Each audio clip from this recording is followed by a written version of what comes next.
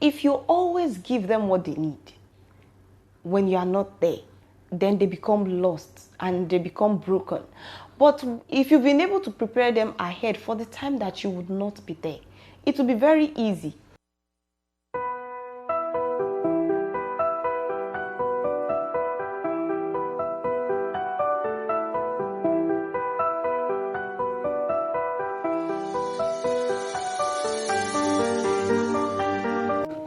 Hello my beautiful people, thank you for joining me again.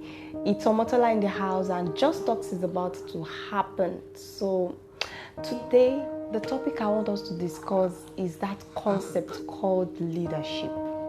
I noticed that most people think that when you are the leader of a place, it means you are supposed to claim the title and claim all the resources, demand respect and all sort of things. But is that what it is? Is that what leadership is about? Is it about claiming rights, exalting yourself above every other person? Please, that's a no-no. Leadership is not about you standing in a place and saying that, I deserve this, give me that. And you may ask, what gives you the right to say that? Let's look at examples of the great leaders that we can think of. One human being example that came to my mind is Nelson Mandela, Jesus Christ, Moses in the Bible, somebody like Joseph. Those people, what do they have in common? They all gave themselves to their cause. They all gave themselves to what they feel should be.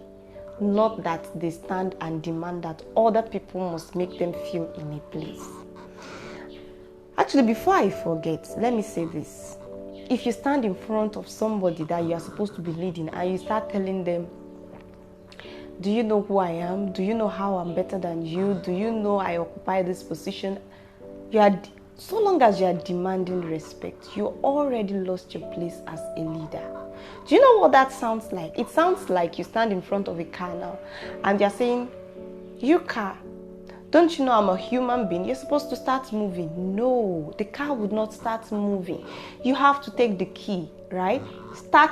Put it in the ignition, start the car. Then put it into gear, press your accelerator.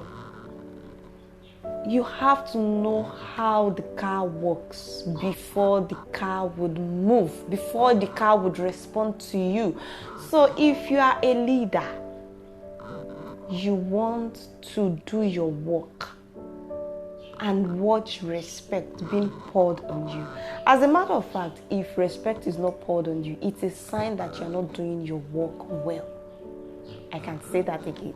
If respect is not poured on you, it's a sign that you're not doing your work well. And that's why I want us to discuss this concept today. What does it mean to be a leader? To be a leader means that you are that person that has decided to commit yourself towards the goal of the people, towards the betterment of the people you want to lead. In essence, to be a leader means to be a servant. It means you are ready to give yourself and lay down yourself for the people you are trying to grow. It's like you chose to be a manure that dies and gets mixed into the soil so that the crops that are growing are going to be green, strong and vibrant. So your joy is in the fact that the things that are growing off of you, they are strong, they are vibrant, and they can withstand the storm. If your focus is, I am the leader, I should be the one that will be seen, I should be the one that will be placed here, you've lost it. What you're trying to do is to be a ruler. Jesus says something in the book of Luke.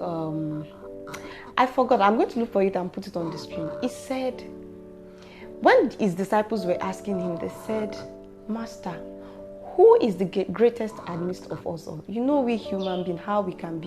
Wherever we are, we want to know who is the best. And we are hoping that most likely we are the one, because we have to be the main focus. But the way Jesus answered them is surprising. He said, the one that will be the leader amidst of you has to be the smallest amidst you, the lowest amidst you. He said he has to be the person that serves the others. Then he used himself as an example. He said, look at me. He said, according to the standard of the world, who is more? Is it the person that sits down or the one that is serving the others? Of course, according to the standard of the world, it is the one that is sitting down and is being served. He said, but look at me. I am in your midst as one that serves. So we all have that choice to make, whether to really serve towards the growth of other people or to just claim a title, and because of that title that we claim, we demand people to give us respect, accolades. But know this, to be a leader means that you want to make an impact in the life of others, whereas being a ruler means that you want to dominate other people. There is a difference between it. If you are a leader, naturally, people are in awe of you. They just have that inward rising awe, feeling of awe towards you. But when you are a ruler, you are the one it's like you have slaves. It's just that sometimes slavery can be disguised, right? Whenever you are there, you want them to be shaky.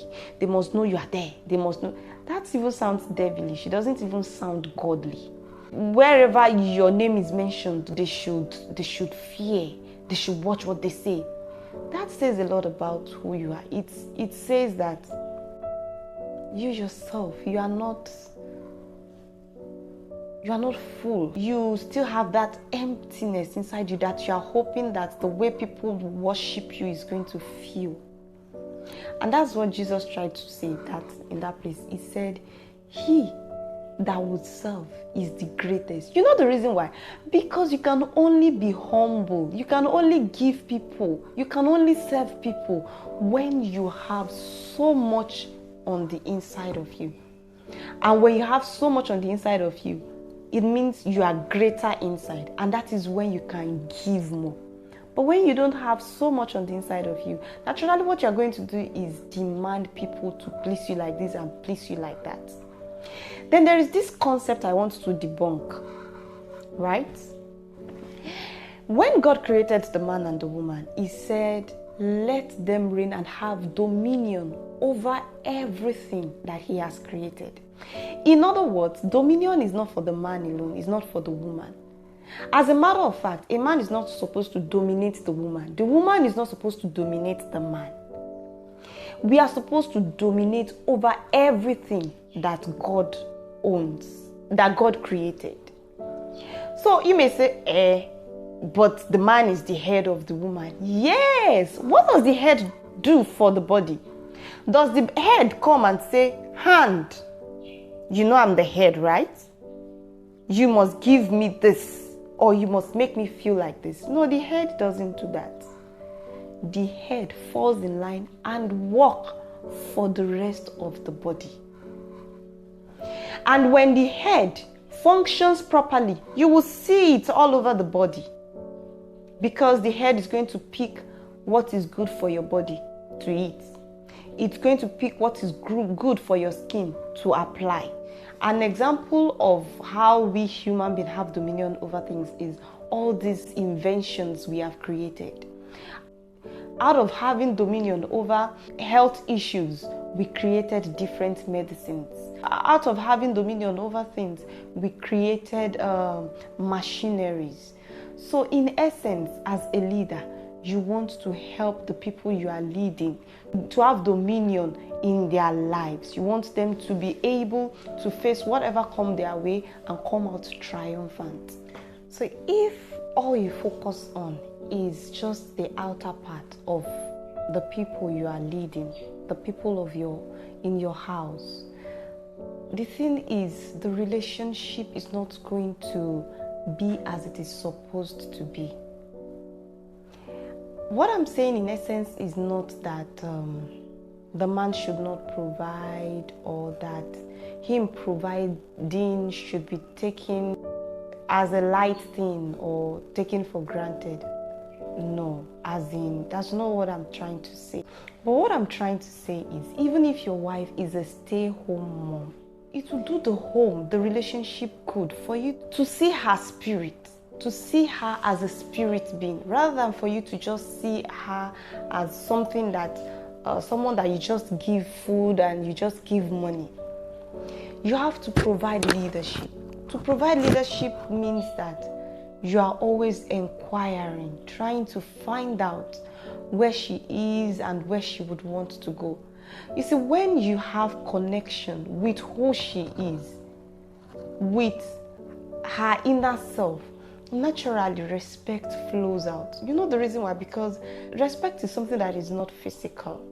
It is a virtue that is bestowed upon someone that has touched you in ways that you never thought possible before. Respect is something you earn. It's not something you demand. But what I notice is most people feel if I just give money, then I'll be respected. No. What that person will do is respect the fact that you give them money. There is a difference between someone respecting you as a person and they respecting what you give them or what you have to offer. If they respect you for what you give to them, so long as you give them that thing, they are going to respect you. The moment you can't give them that thing anymore, then the respect drops, because they were honoring you based on what you gave them. But if they respect you because of who you are, it means you are something to them that they can see that they can't do without. You are this person that helps them to grow. You are that person that helps them see that beauty in them that they never thought possible initially.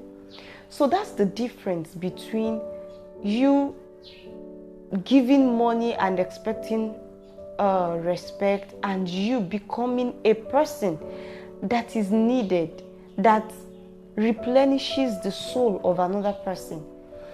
If you become someone that replenishes the soul of another person, naturally people will respect you, because you are helping them become a better version of themselves, rather than giving them things for which they will run back to you. So if you want to put your attention on anything, it should be on the fact that you grow the inner parts of the people in your sphere of contact. You see, what makes people have that sense of respect for whoever is leading them? It's when you help them face what they think that they could never have faced. Yeah. When somebody feels, I can never make money by myself. But you know how you got them to believe in themselves and say, no, you can do this. Let's go get you this. Let's get you trained. Whatever can help them grow from where they are to something better. Once you can do that for them, they would naturally have this sense of respect for you. Because now you're not giving them clothes, you're not giving them food. You are giving them themselves. You are helping them become themselves. And you are helping them realize that even without me, you can do it. That's when you're doing a good job, in essence. If your leadership has not been directed at making people become better, then you're not doing anything. Okay, so you might think, okay, what if I have this spouse that is not, or I have this set of people that are not ready to do anything, as in, that's why you are the leader. You have to change the direction of things. You have to sit them down and say, see, not like I'm saying you should dominate them or fight them or something, but give them a goal. Tell them, okay, this aspect of our life, I see that you can do better in it. I want you to handle this. And by that, I'm not trying to say you should not watch what people can do. That's exactly what I'm saying. Know what they can do before you give them authority, because before you delegate responsibilities into their hands. Don't go and give people what they cannot handle and start feeling, oh, I shouldn't have done that. Watch out for what they can do, at least at that level. And if you tell me, oh, they can't do anything, I would say it's a lie, because nobody is empty. Nobody is useless. You know how I know? Because it is God that made them. There might be certain things that has overshadowed their beauty. Maybe certain hurt, maybe rejection, different kind of things might have overshadowed them that they can't find themselves again. But I don't believe that there is anybody that is empty. You are just not looking well enough, right? There is a story of a man that I heard of that he said this man, whenever he knows how to bring out, to see something good about everybody. And so there was this wicked man that died, that nobody in the town likes him, not even his own family. Then they asked him, okay, this particular man, what are you going to say is good? What are you going to say is good about him? Then the man said, well,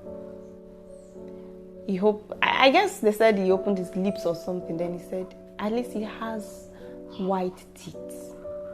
You might say, what's the use of that? You can use it for advert now. You can use it for maybe toothpaste advert. It's still good. You understand? There is goodness in everybody.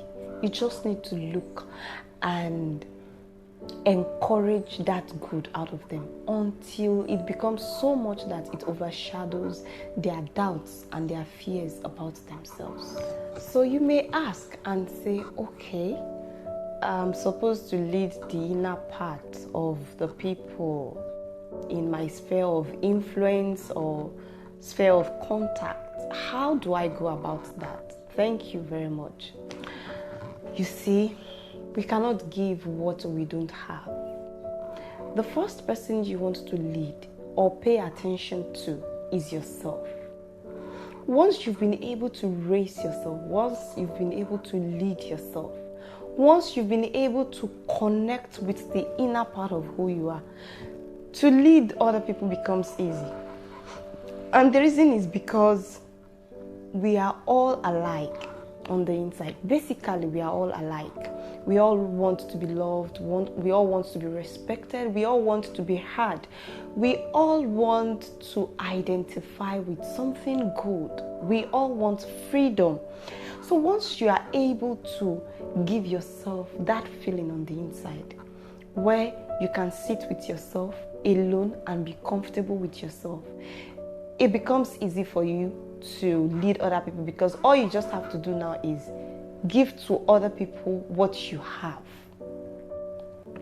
So in essence, what I'm trying to say is try to focus on yourself. Try to lead yourself. How do I lead myself? Okay, number one is connect with yourself. When you connect with yourself, you would know how to connect with other people.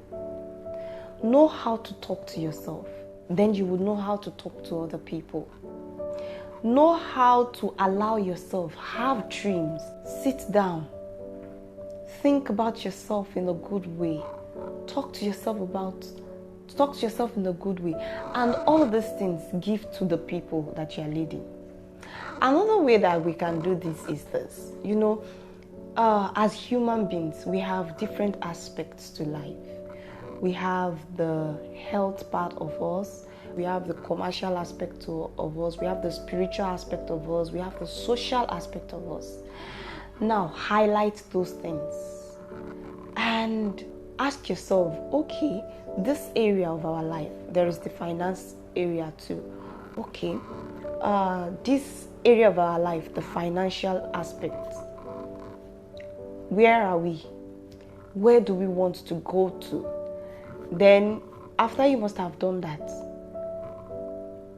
watch out for the people in your group. Watch out for the people you are leading and see where they have that affinity to do better. Once you identify that, okay, this person seems to be very good when it comes to technology, this person seems to be good with finance, this person seems to be good with arts, all of those areas, then once you've cited that, all you have to do is you assign or you delegate responsibilities to each member of the house.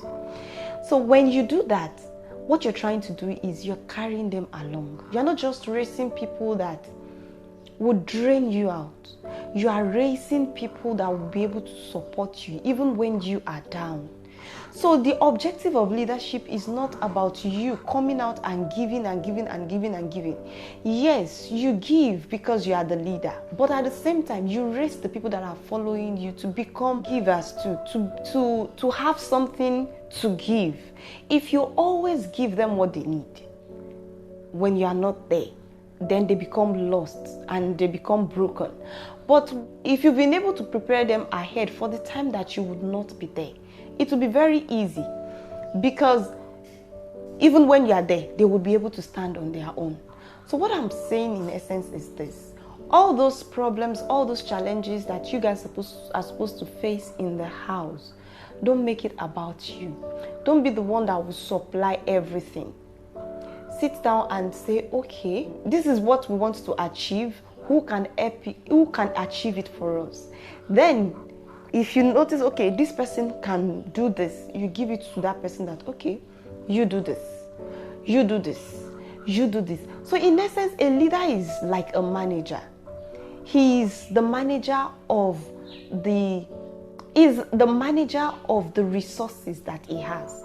That's why if you see any great leader, check out the people around them. They would also be people of great minds. Once you have followers that are leeches, that feel entitled and they feel, okay, you must always give me, you must always do this, and they don't want to take responsibilities for themselves, and you're not doing anything to change it, what you're doing is you are running a one-man show. And what that is going to do to you is, well, you'll be happy because they praise you, they call you sir, they run after you. But eventually, you are going to be drained, because the way God made us is not for us to be independent. That is to say, I don't need anybody. He didn't make us to be dependent. That is, people should do everything for me. He made us to be interdependent. That is to say, I need you and you need me. Yes, you are out there on the podium. You are the one holding the show, but you need to grow the people that are around you. So your leadership is supposed to target you, bringing them from the level that they are to the level that they can become. So you might say, but my spouse happens to be this person that all she cares about is the physical thing. Like, you're trying to connect with them on an intimate level, on a heart level, but they are not always there. It's just about the physical thing. They are immature, they are self-inclined. If that's the case, you see, once you know the truth, the next thing is you have to enforce it. You may say, oh, how do I enforce it? This person can be dramatic, they can be this. That's your first responsibility. You have to be able to reprogram your mind such that all those praises they give you that manipulate you and make you give your blood, you have to do something about that. You have to make sure that those praises do not get to you anymore. Once they don't get to you, when they don't say it, it doesn't affect you, right? But if it is still much important to you, when they don't say it, then you are bothered. Then you have to give them what you want, what they say they want again. Then the cycle continues. Then they praise you, then you feel good, and still the main thing is not taken care of. So what I'm saying in essence is, if you have a spouse or a partner that is immature and self-inclined, what you want to do is change the beat of the home. Let them realize how things are. Let them realize that you don't have infinite power, that Know that it is okay for you to not have sometimes, and let them realize that I don't have. And when you say that, let them make sure that you are strong within yourself enough that if they want to start manipulating you or making you feel bad, make sure you've dealt with your mind enough that you can deal with it. Once they know, you can tell them, okay, since you have problems with this, maybe you can provide us with a solution, right? Since you think we are supposed to live like this, provide us with a solution. My hands are tied, right? So when you do that, eventually, you see, the good thing about the truth is when you put it out there, it has a way of shaping things towards the truth. But if you also keep trying to use lies to cover lies, then your home will keep moving along that axis. So in essence, what I'm saying is, don't keep giving towards things that destroy you. Don't keep giving towards things that wear you out. When your spouse tends to push you towards things that drain you, wash you, and wear you out, don't support such moves, right? Let them realize the truth. Sit them down and talk to them. They don't have to take it. Just put the truth out there for them. They don't have to take it immediately. Just keep putting the truth out there and keep acting along your truth. That's okay. I don't always have whatever. All we can do is grow ourselves, develop our finances, develop our home. And that's what I'm asking you to do too. I'm ready to do what I need to do. I need you to support it. So don't always excuse them. Don't always excuse them because say you're trying to avoid problem. You are trying to avoid problem. Just be skillful about how you deal with the problem. If you always excuse them, eventually the relationship is going to suffer because there won't be true intimacy. Because an immature person is not capable of true intimacy. All they will do is want to suck life out of you. And you don't want to do that. So as the leader of the house, if your spouse wants to keep pushing you in that corner to always drain you out, turn the table around. Let them realize you're not going to be going that direction. I'm not saying you should fight your spouse. Just be assertive. Assert the fact that you're not going to allow them push you around and make decisions that are going to mar you people's future. So in essence, what I'm trying to say is, if you are a leader, what you should actually pay attention to is the soul of the people you lead.